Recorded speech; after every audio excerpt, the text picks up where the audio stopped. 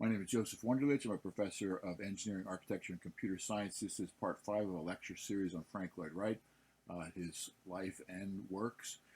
This is from age 48 to 62, 1915 to 1929, and emphasizing his time in Japan and California. This is part 5 of the lecture series on Frank Lloyd Wright, ages 48 to 62, 1915 and 1929. He's living through World War I and then the Roaring Twenties. He'll have a little bit of time in California, and then he has a second marriage. More importantly, he's living in Japan for 3 years, and then before he goes back to Wisconsin after all this. And then he meets Olga, which is very significant. He's in Japan when he's building the Tokyo Imperial Hotel, which withstands the 1923 earthquake, because he used some of the principles he learned from the San Francisco 1906 earthquake. Also, while in California, he's building these textile houses with Mayan influences. It's said that he's somewhat still in mourning over his mistress' murder because of some of the human sacrifice and burial ritual ideas that are invoked by the Mayan imagery that he's building into the buildings.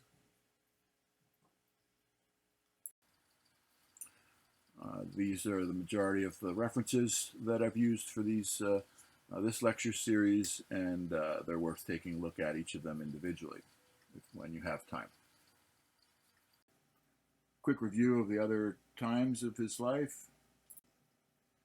Until about age 19, early influence from his father and mother, of course, and also living in the farmland and being part of the Unitarian church system and getting educated with Froebel methods, and Froebel with some likes and influences on him with Asian thought. So that'll come into play in several places in Frank Lloyd Wright's life. So organic architecture, and this is quite a bit here. This is synthesis of a lot of sources and a lot of time and my own experiences throughout my lifetime. Born in 1961 as pretty much an architect, and did that full-time until about age 30 and switched into high tech. So all the details here you can take a look at later. This is an advanced lecture in the series, so you've heard of most of these things already. So now recall up until the time of this lecture, he had a wife and family. He's influenced by different architects, mostly Louis Sullivan. And most recently, he's had his mistress murdered very horribly. And so, he's going to be in shock because of that. So now in his life, he's living through the Industrial Revolution and the Chicago fire afterwards, getting to rebuild, and goes to the World's Fair and sees things, visits Japan a couple times, and then lives in Italy with his mistress. He's famous now, actually infamous, for done hundreds of designs, and then he publishes a book in Germany of German designs. This is before, well, right around the beginning of World War I. Well, he was there right before World War I, where then Germany became the enemy of the United States. Actually, Japan still was an ally, or was an ally in World War I. So during this time period that I've isolated here in his late 40s and then his 50s, he's recovering from the shock and trauma of his mistress' murder. It was quite horrible how it all happened in Taliesin, and Taliesin was burned down. So he's having a midlife crisis, and so he's reinventing himself in the West. I've got things I think it's positive here, and then not so positive in the red. So positive is green, and not so positive in red. So, he's gone to California, he's going to Japan, lives there 3 years. He calls it the California, that far corner of the U.S. And then he's doing some kind of, the textile houses, which are very innovative, but then they're somewhat looking tomb-like, and he also has a short rebound marriage. It's not noteworthy, really. And then there's other things going on right at the same time. So World War I has begun, and you can see how that's playing out in this map and the different countries involved. It's interesting to note The participants on either side in this particular war, a huge war called the War to End All Wars, and it wasn't, unfortunately. But you'll see that Japan, Italy, and the United States are on the same side here. And then World War II, beginning in 1939, Pearl Harbor, that was not the case. And then Italy actually was on switched sides in World War II. But in World War I, United States, Japan, and Italy were on the same side, as well as China and other countries. It was a world war.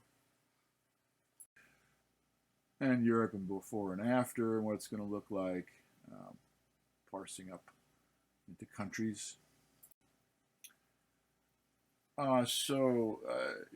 You should take a look at this. Now, this looks like it is a 50-minute video, I believe, but look at this first. Stop and look at this, and take your time, and then I'm going to parse it into pieces. Now, I guess you could come back and look at it later, but this is important to look at this. The time spent in Southern California, and it also speaks of Japan, too.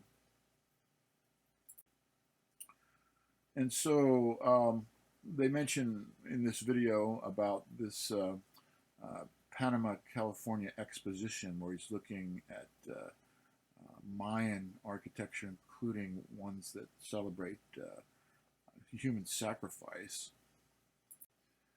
And so these are, what it looks like, including tombs. And also, coincidentally, his mother had also, presumably, a couple of experts in this video, different, with UCLA's architecture school was very good, are saying that his mother most likely gave him these books that had these images in it. So he's seen this before, and now he's also seeing it again in an exhibition. And his mistress was just murdered in a very shocking way, and so he's presumably still in trauma. And so after going to California, I have recovery in green. He's recovering maybe, but he's making something that looks like this when he comes back to the Midwest. And it looks very much like a Mayan tomb, burial ritual, and it's kind of odd, not so novel kind of thing. And you can see the human sacrifice that's involved also in that pyramid. And then this other design that he does. Now, this is mostly Mayan also, but also a little mixture of Japanese and Viennese modern influences. Hollyhock House in 1917. And it's actually a good design. It's not very livable. It got donated to the city of Los Angeles, I believe, maybe the county, but or the state. Only after a couple of years, the person lived in it. But it's actually something worth looking at. I haven't looked at it yet. I've been to Southern California many times. Lived in California 5 years. I really need to get there. I've been meaning to. So another picture of that.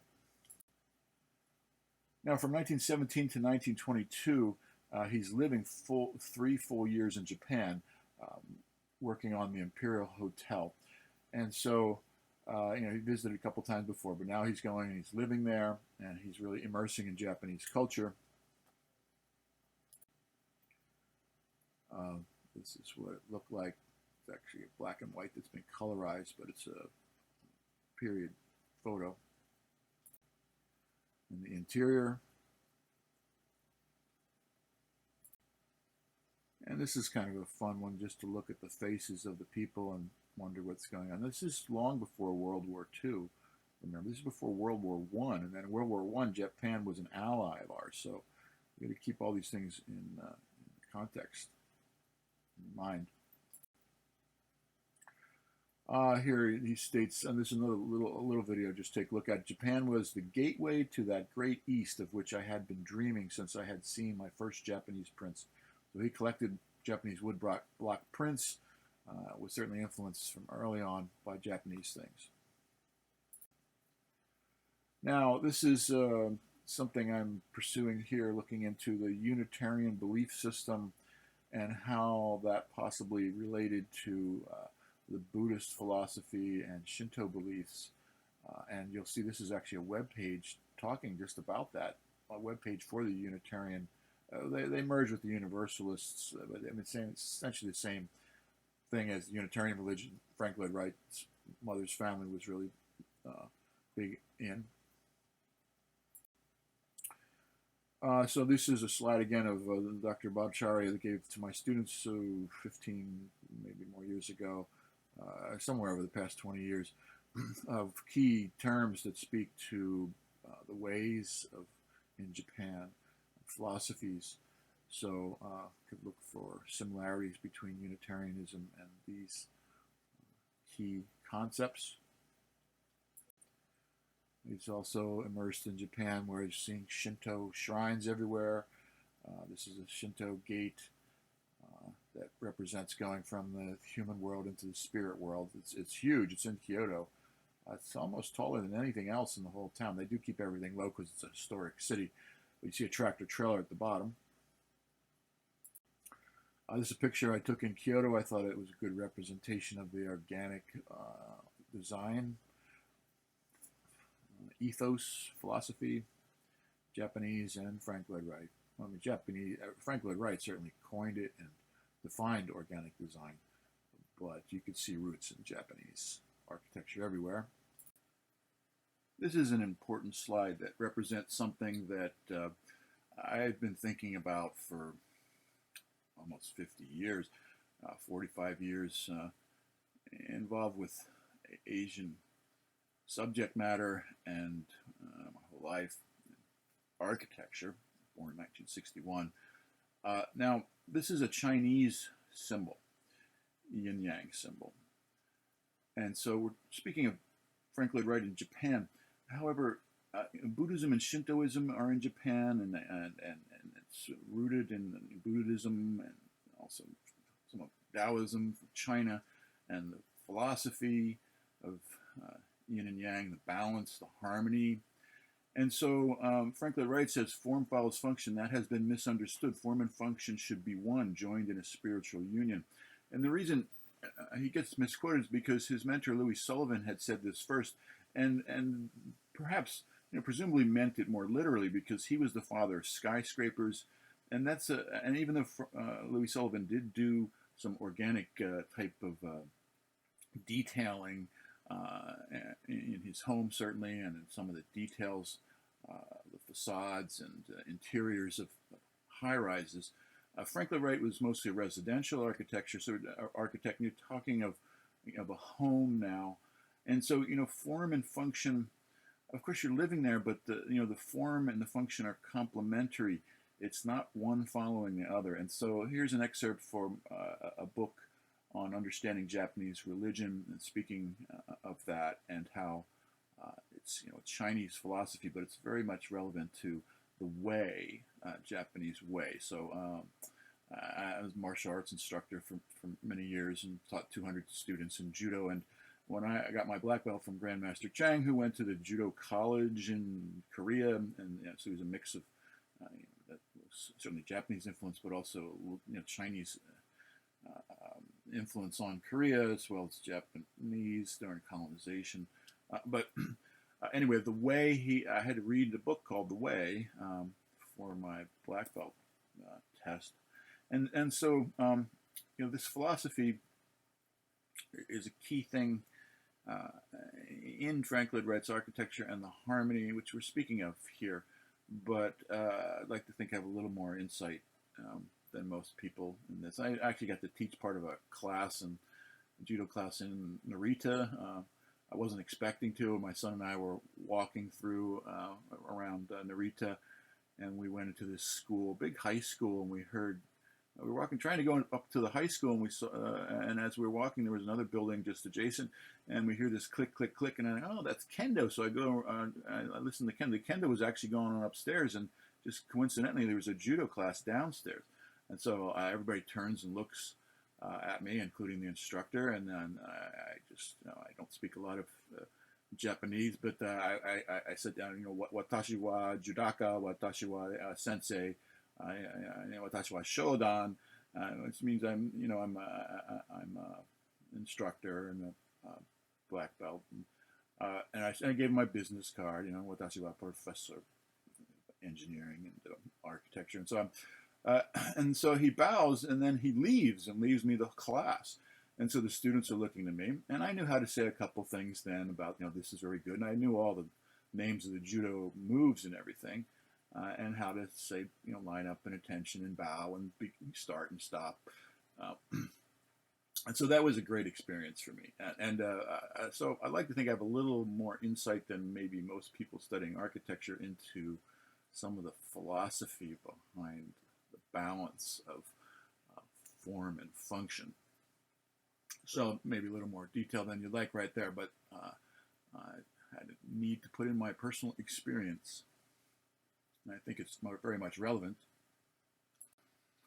So now, speaking of Frank Lloyd Wright, and you know what's in his mind now. Now he's not a young man anymore. He's in his early 50s, and he's lived through a lot. He's famous, actually infamous. He's now recovering from the murder of his mistress. He left his wife and 6 children, went and lived in Italy, and he comes back, and then his mistress is murdered. You know, he had a short rebound marriage in here. That's not worth mentioning either. Somebody got addicted to opioids, and that went horribly. That woman did, and so anyway, this is now take a look here. What's making his thoughts at this time, and the Asian influence specifically, and try to go back in time and see where he originally got some of these Asian thoughts. So you know, his mother educated him with the Froebel system by Froebel, who invented kindergarten long before Frank Lloyd Wright was even born. And Froebel, if you listen to my earlier lectures, was influenced by Taoism and Buddhism, and he was you know, devout Christian in Germany, where he got a lot of flack from the church at the time for that. But nevertheless, he implemented that in his Froebel system that then worked its way down through his Frank Lloyd Wright's mother to Frank Lloyd Wright. Then his father also, maybe not so much with the Asian influence, but also was a collector of Chinese and Japanese art, as well as a musician, which really, you know, his father was an artist more than anything else, you know, musician primarily, even though he was a lawyer and school superintendent, a teacher, and a preacher, both the Unitarian Church and also, I believe, the Baptist Church. Long history there. But anyway, so you know, Frank Lloyd Wright and the Asian influences on him, and so he's seeing the Japanese pavilion at the 1893 Chicago World's Fair, and that's influencing him when he's a young man. And Louis Sullivan and him were both very much upset with the neoclassical architecture that was all around that fair, but that, you know, they both were organic architects, but Frank Lloyd Wright was certainly much more in his life. Louis Sullivan went on to, you know, design many skyscrapers. The father of skyscrapers, but then he somewhat faded out and didn't keep going. Frank Lloyd Wright became a world-renowned figure, and so Japanese influences following him along. He goes in 1906, visits Japan, then 1913 again, and then with the Imperial Hotel and aftermath of the murder of his mistress, he lives for 3 full years, fully immersed. And I believe that's where really the influence happens. So if you've traveled abroad, or you know, you study someplace, or you visit very quickly, it's not the same. But if you spend, you know, at least 3 weeks or so, I spent 3 weeks in Japan. I need to spend more time. He lived there 3 years, and I can tell you that's, I'm sure, and most scholars or people who travel or teach cultural things would tell you that's when you're going to really become immersed and feel the culture and integrate it into your thoughts. Continuing our discussion of the Imperial Hotel in Japan by Frank Lloyd Wright, that survived the 1923 earthquake. And it's worth mentioning that Frank Lloyd Wright, although he certainly was not the greatest engineer in the world and is often criticized, I have quite an extensive background in engineering, and structural engineering, and I can attest to the fact that most buildings are designed never to last more than 100 years. And so if you start seeing sagging cantilevers and falling water, which we're going to talk about, and other structural problems with buildings that are well over 100 years old, that's to be expected. His buildings are preserved because they're international treasures. And so I think it's to be expected. So you have to keep it in context if his buildings fail. Now, this building was celebrated as a building that survived this earthquake when it was actually used for shelter. They used the water in the big reflecting pool out front to put out fires, and they helped set up triage in the building. And so that needs to be noted. And there's a reading here. This is a journal, a peer-reviewed journal excerpt in a historic society, but with engineering specifications. So you can see they're talking about this building and how its earthquake resistance construction was result of the San Francisco earthquake in 1906 that had just destroyed San Francisco not too long before. And so he's using that information. And this is the specification from Frank Lloyd Wright regarding the structural engineering of the building. And so we read through that. Now, a quick note here of, I'm mentioning what expertise I've had. So now this earthquake happened right after I left San Francisco, and I had been driving on this freeway in the lower deck very often, going to meetings in Oakland and San Francisco. And I was, in fact, specifying structural engineering specifications, not for this particular structure, but for other things, which when you do that kind of thing, you don't get to test whether it works or not until an earthquake comes along. So that's one thing about that kind of engineering I didn't really care for. And actually has a lot to do with why I got into high tech, because all the computer things that I've worked on, and most of the machines and robots and neural network processors and supercomputers, you can test all that stuff and test the heck out of it. And I was involved with that for the past 30 years almost. Structural engineering, it's hard to get sleep at night knowing that you've designed something, and even the things that I designed, could, if things fall on people's heads, and nobody got hurt by anything I designed, but this just goes to show you what structural engineering involves. You can go into my structural engineering lecture if you'd like to see more details of this and what happened here. Essentially, reinforced concrete as a composite material is made up of the concrete, which has very high compression strength, but virtually no tensile strength, and then the reinforcing bars, steel, that give it the tensile strength.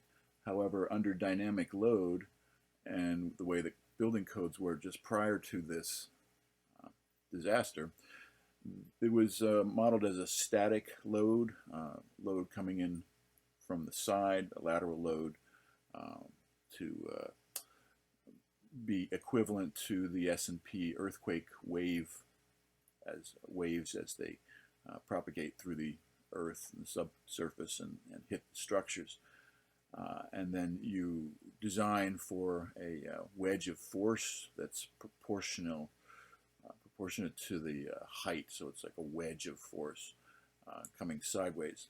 However, under dynamic loading, you have oscillations, and when you have oscillations, the concrete will crack off, leaving the steel like spaghetti, and trying to do things where it's not made to do that. And for example, the upper deck will just shear away that spaghetti and then collapse the upper deck. This is one section that did not collapse, but all along in the foreground and the background, you can see all the decks that collapsed, and 63 people died. And here is what I'm talking about when a dynamic load will hit. Now, since then, the building codes have been updated in California to compensate for the dynamic modeling of a vibrating system. So you can go in here, and there's a link to a lecture where I talk more about that, but it's not important to the context of this talk at the moment. Continuing, just to know, other than to know Frank Lloyd Wright, in my opinion, and I think a lot of people who've been in engineering, considering the volume of work that he did and the time of a period that he did most of his things, he should be given some leeway in having some things not work so well over time, structurally. And it also goes for leaking roofs and porous materials that didn't have sealer on the textiles and things like that. He's innovating these materials, and often one of the very first people to try new things. You're always going to have failure when you try. That's the way science works and engineering works. If you're afraid of failure, you will not succeed, because it's based on trial, see what works, try something else. Minimize the risk and the casualties while you're trying, but that's how science and engineering progresses. So now this is after Frank Lloyd Wright died in 1959, and so this is a number of years later, and the whole city of Tokyo, Frank Lloyd Wright lived a long time ago, and so there was a major earthquake that the hotel survived, and then World War II and the Tokyo firebombing, which pretty much destroyed most of the city.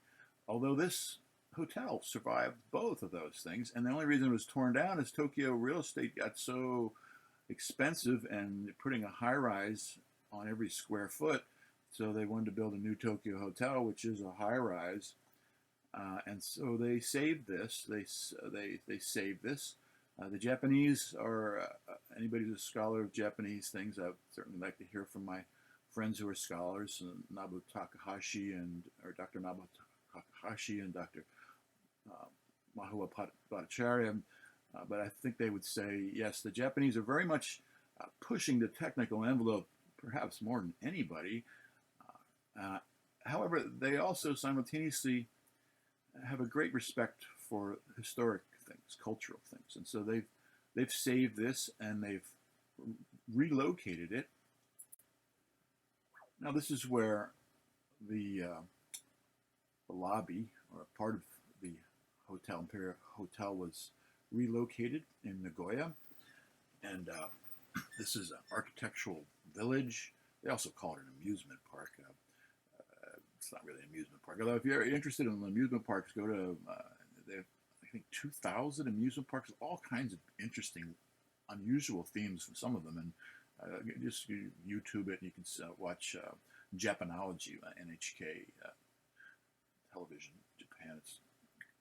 But anyway, this is a park, and it's an architectural park, and it has saved this lobby, relocated there. Now we went through here. Now we were, I think, a little over. It was a 40-day trip. 3 weeks though in Japan. Then we went to Hawaii a couple of days and California a couple of days. So I think maybe over 3 weeks in Japan. You really need to immerse a little more to feel the culture, I think. Well, I mean, we spent the primary more than 2 weeks, 2.5 weeks in Kyoto, and that felt like we were immersed. But now Frank Lloyd Wright was 3 years in here, so I'm getting a feel for Italy maybe in that way. I've been there 6 times and lived almost a month teaching a class there once. I've been to Italy 6 times, and so I'm feeling like I'm maybe getting a better feel. But to live someplace 3 years, you essentially start becoming part of that culture. And so to really, I believe, understand Frank Lloyd Wright's the significance of the influence on his life, especially considering what had just happened to him personally, and how this was a whole new reinventing of himself during a midlife time, it's worth looking into. So I went past this. I didn't get to stop here. We flew into Narita, stayed there a couple of days, then just took the rapid train to Tokyo.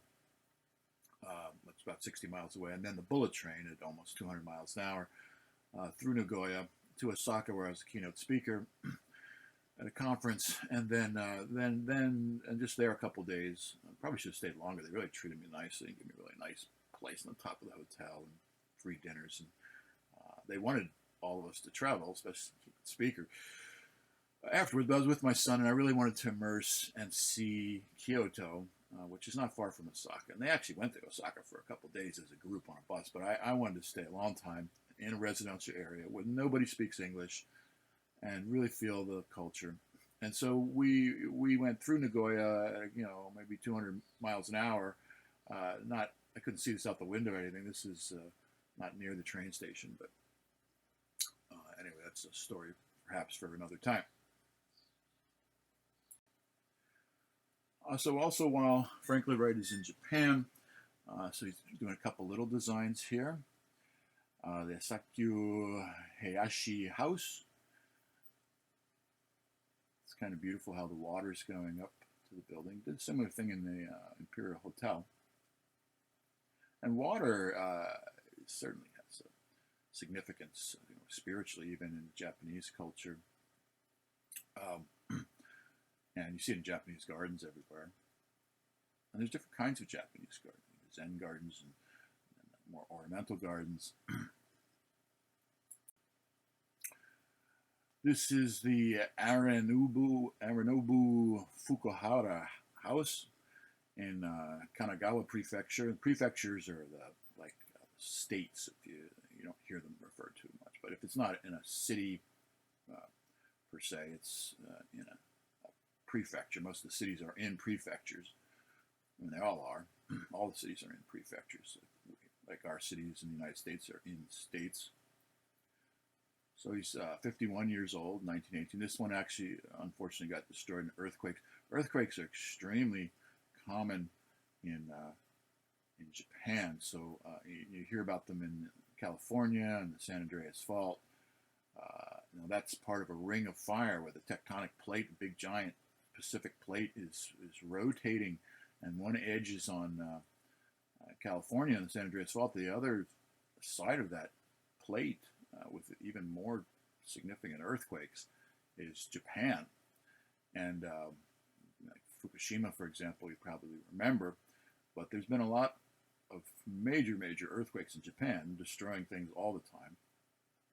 So this house didn't withstand, but that's not say anything about Frank Lloyd Wright's engineering capabilities. The Imperial Hotel was the only thing standing anywhere around in the big earthquake right after that was built, and they actually used the pond in front for emergency water, and they used the building for shelter and emergency triage. And so there's something to be said about that. That's a whole study in itself, just the engineering of that. And that was Frank Lloyd Wright's concepts, the way he did the foundation. You have to look at that.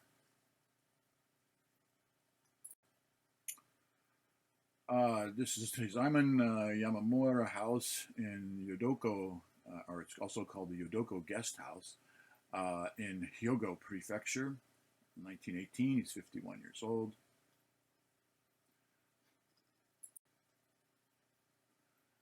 And this is a girls' school, Jiku Gakuen Girls' School in Tokyo.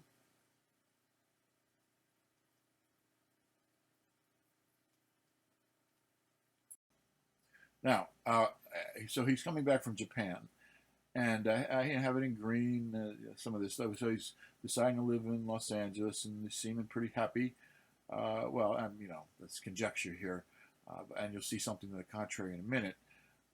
But so his son Lloyd, who by the way also was an architect and also joined Frank Lloyd Wright in Italy when he was there with his mistress in Fioroli, just close to Florence. I actually stayed very close to that when I was in Italy. I've gone to Italy 6 times and taught in Italy. So he's moving to Los Angeles. He wants to live there.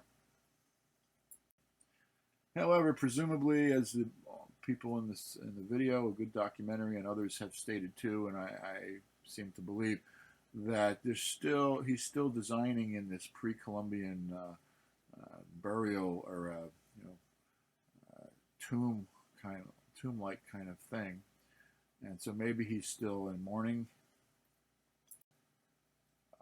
And so you see a number of houses here, and you can find videos on all YouTube. Click on any of these if you like. And there's good videos, several on each of these houses actually. So the Millard House in Los Angeles, I have not visited that yet. I really got to make a point of going to see these. But one's really dilapidated on the USC campus, and a couple are kind of hard to get to.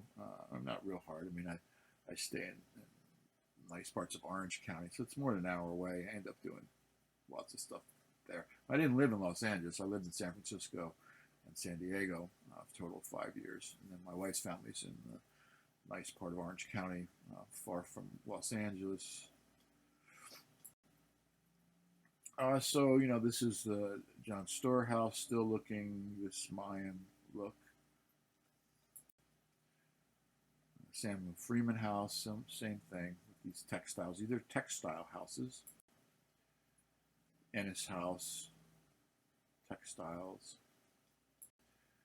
And then, so you can see, I didn't put a video up here. You can find videos. I might post a video later of, this is actually a good published peer-reviewed paper, and transactions in engineering are always high quality of any kind of transaction as a journal.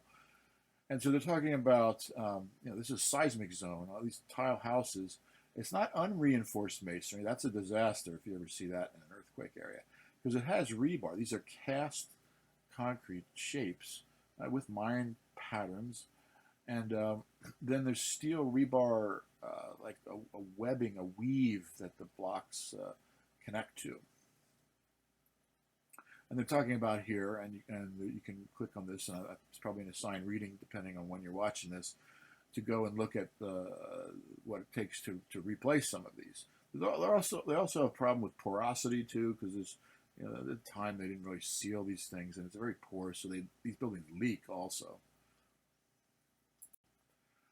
So I'm just talking about modularity now, just a couple quick things on modularity. So he's innovating materials throughout his life, but perhaps more in his later parts. So this is what we call CMU, concrete masonry unit.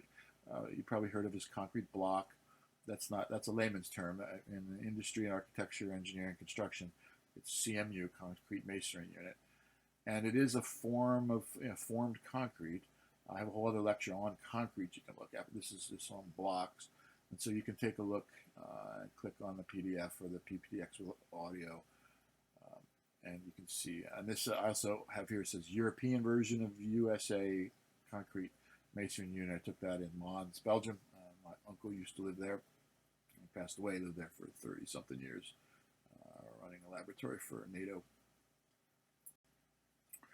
And then here is some more modularity. This is structured art. That's a quote from Frank Lloyd Wright, normally referring to his woodblock prints and what he sees in Japanese art. There's a whole reading from a published book by Frank Lloyd Wright on Japanese prints. That's you probably should be reading.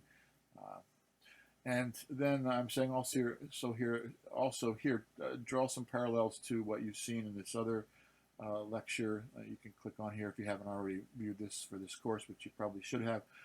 Japanese architecture and urban design, and the Ken system and the modularity of that, and based on the tatami, which means mat, but there's very specific size and everything. The rooms are scaled to that size. So speaking of that. Now this is a very important turning point in Frank Lloyd Wright's life. So he's, I've got it mostly in green here. He's recovering from the trauma. He meets Olga, and Olga, he meets her at a classical music event, I believe it was. It might have been the ballet. But anyway, she's much younger. She's only 30, but she's got some real serious experience. So he's 60, and this is where his life really changes. So he was kind of fizzling out a little bit, and then she really infuses some energy. So she's got a long, I'm going to read all this here, but she's from an aristocrat. Her mother was a general. Her father was a head chief justice of the country in Europe, and her father went blind, and she was his eyes, so she's reading for him. And then at age 20, she marries a Russian architect. And then she's also introduced to this Greco-Armenian mystic and philosopher. And so she kind of follows his ways.